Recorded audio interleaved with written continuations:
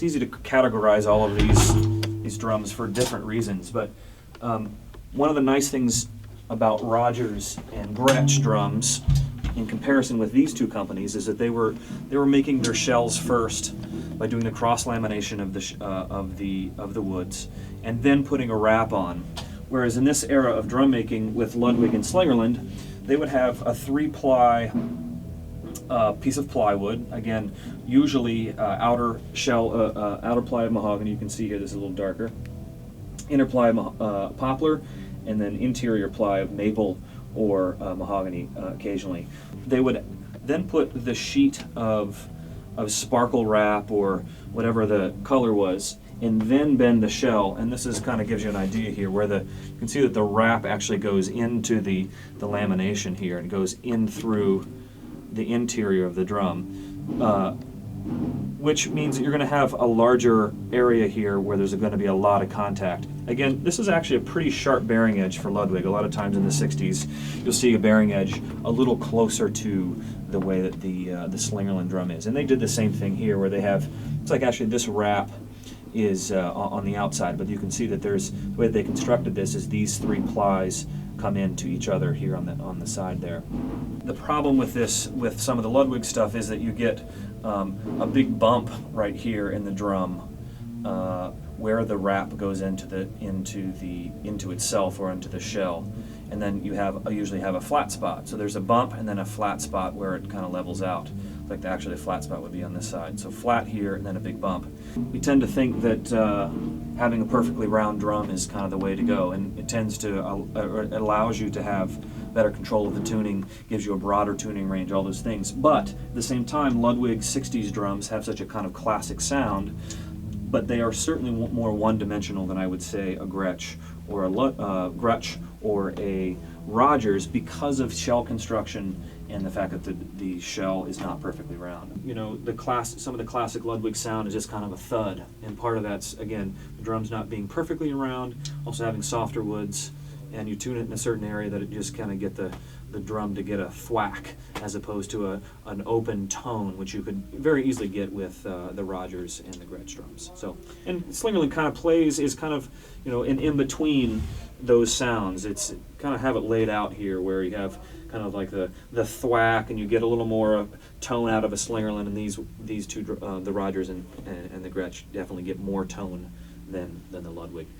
In general, there's not rocket science, or it's not something that's consistent, or is going to be the same way across the board. But where the drums sit, where they sound really good, is in a shorter tuning range than where these drums would sound good. You could take a Rogers drum or a Gretsch drum, tune them lower or tune them higher, and they would still sound full and without sounding choked. The Ludwig drums tend to sound, in my opinion, and others, tend to sound pretty thin as you start to take them up. They don't retain the body. And same kind of thing with the Slingerland drums. They tend to sound a little thinner as you take them up. They sound great tuned low. But you tend to be able to get away with a little more with the Rogers and the Gretsch. Well, one thing that you can kind of keep in mind with any of like the drum making, musical instrument making, cymbals, whatever it might be, from the post-war America, was kind of the beginning of when manufacturers were able to get control of the materials in a way that they could mass produce things. And as time goes on through the late 40s, through the 50s and 60s, there becomes an increased precision. Sometimes you get a little funkier, but maybe a drum that has more character from the 50s. Maybe not quite as applicable in a broad array of musical situations, but it might be a real specific sound because it's maybe not quite round, and the manufacturing techniques weren't quite perfected. The bearing edges aren't perfectly round or perfectly sharp and those kinds of things, but the drum itself, maybe there was more human interaction with the drum at that point. Whereas, again, in the late 60s, 70s, it becomes more and more machine-made. So you have this kind of constant decrease of the human element in the manufacturing and an increase in the machine element in the 50s and 60s and throughout the 70s. A lot of times the most human part of the drum construction in the 80s, or as we know it, is just in the finish. It's, you know, machines are rolling the drums and putting the plies together and doing the gluing and cutting the edges and all that business. Whereas back in the day, a guy would have a router and he'd be, have the drum on the router and he would cut the edges himself. And not very many companies are using human beings to set the drum down on a flat surface and actually run the router, because they're thinking about cutting or moving product and they need to have a machine do it. So the beauty of each one of these is that this was in an era of drum making when you could probably, if you're around drums enough, tune all four drum companies' drum sets or tom-toms and be able to actually pick them out. Whereas, if you put a Pearl, a Tama, a Yamaha, and a DW all together, and were to tune them, let's say a high-end drum set, tune them all in the same manner, it'd be very difficult to distinguish the drums from one to another, because they have the characteristics are certainly more precise, but that also means that in some cases it's has less character overall. That's kind of the draw to the vintage stuff, is that each drum company and each drum in some cases has its own vibe and kind of has its own character, which can really make it interesting to listen to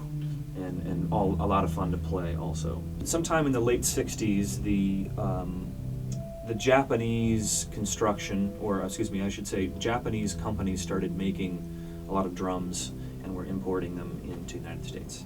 And they were making pretty low-level stuff at that point, far cheaper than what we would consider a student level even today.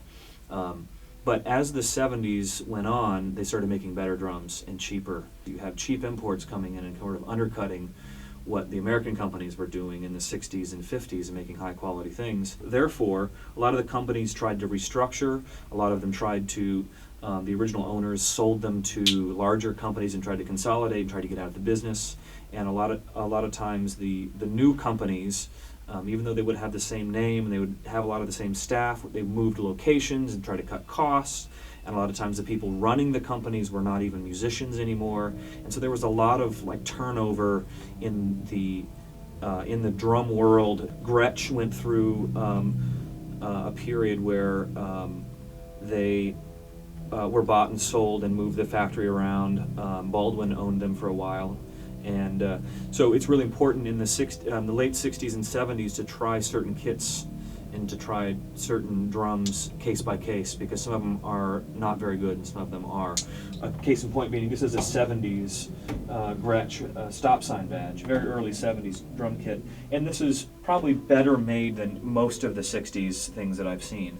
However, I've also seen some mid-70s stuff that's just it's not so great. Hardware designs start to be real, they're not very useful.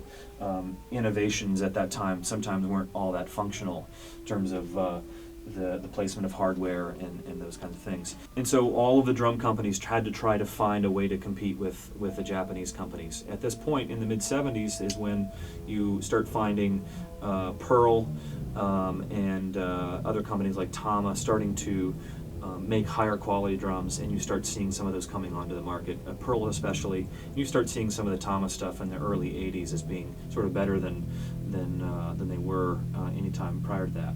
Hit and miss things in the 70s, but there's also some very good things. A lot of people want a certain classic sound. The Ludwig stuff from the 70s, when they go to a blue and olive badge, are highly sought after for their recording qualities. They tend to sound really, really good under microphones. A lot of times the shell construction was modernized. The Slingerland drums in the 70s, they eliminated the glue ring, went to a sharp 45-degree bearing edge. Same thing with some of the Ludwig drums in the 70s. They eliminated the glue ring and had a sharper bearing edge. But it doesn't necessarily mean that the drums are any better, it's just that the character of the drums changed from the 60s to the 70s. So.